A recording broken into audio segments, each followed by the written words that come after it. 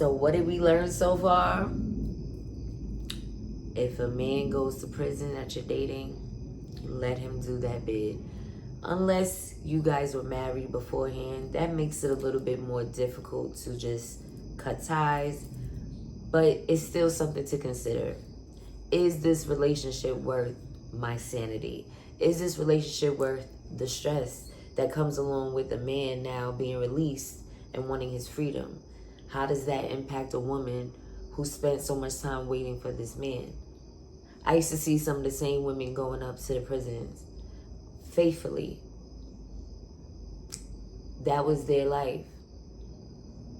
But then as soon as he comes home, after all of that time, after everything you've done, he wants his freedom from you. Stay tuned. We got more to talk about. Yes, he went to prison a second time. While I was pregnant. So he came home. Things were rocky with me and his family members. I guess they didn't like me from day one. Never did anything to anyone, but they didn't like me. We'll spin a block on that one. But fast forward, he came home and I got a place. He moved in. I think he got released in April and I got a place in May. He moved in. Everything seemed good. I wanted so bad to have a relationship, I guess, and be in love and have someone with me, especially because I was waiting for him. I'm not going to say I was an angel. I'm not going to say I was, I was going out from time to time. I wanted to be with him, though. He just wasn't there. And that's the other thing about dating someone that's incarcerated. I know other women have gone through that where, yes, your intentions are good. You want to be faithful to that person. You want to not date anybody else, but you also have thoughts of, number one, are you getting that bussy bus open in jail? Are you getting that bussy bus open in prison? Like, do you have a boyfriend? Like, are you going to come home and try to play me? So maybe it's a setup for failure. Either way, because sometimes your thoughts can mess something up. But in reality, that's sometimes what's happening. And you feel like, am I wasting my time waiting for somebody and you don't know how it's going to go when they come home? But we'll touch on that a little later. For now, I want to just breeze through the timeline of this man was incarcerated twice. First time we had no kids. We were just starting a relationship. He was calling me as a friend, and I am a humanitarian. I am an empath. And I felt like I don't want to just desert this person and leave them hanging. Sometimes you gotta leave people hanging. Because when they have the opportunity, they will leave you hanging. So, I got pregnant in 2016. I had my now 7-year-old, Bryce.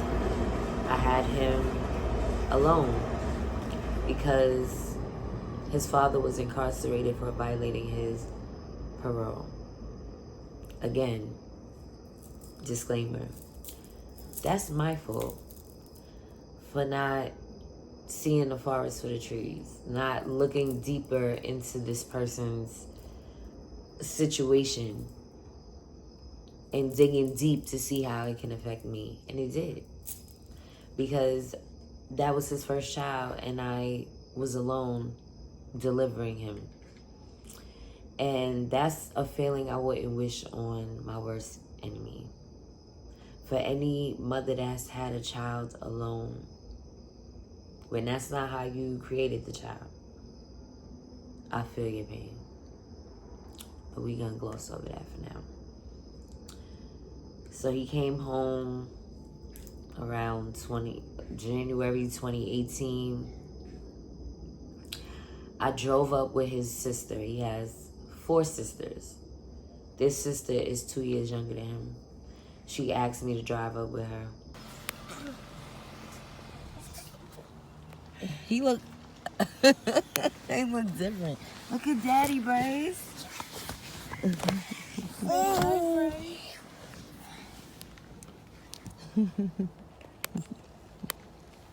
Ben. That's Daddy, Bryce. That's Daddy. You got dread? That's your real hair? What's good? How are you? Regular? Manure 10? Yo, they. Why you looking at me like that, bro? What's up? Hour. That Daddy? Get Daddy a pound. Bryce, what's up, bro? Bryce. Bryce, that Daddy? Get Daddy a pound. You scared? Bryce. No, it's cold out here, that's why. We drove up.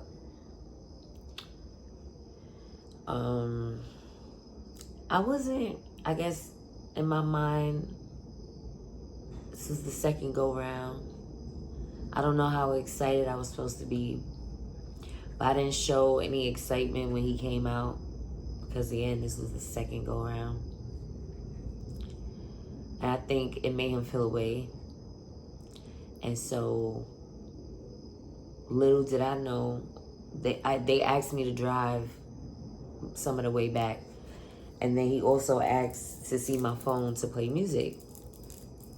And the whole time he was looking at my phone, taking in everything and everybody and trying to figure out from social media to my text messages what I've been doing this whole time in the course of the 5 hours it took to get back to New York City.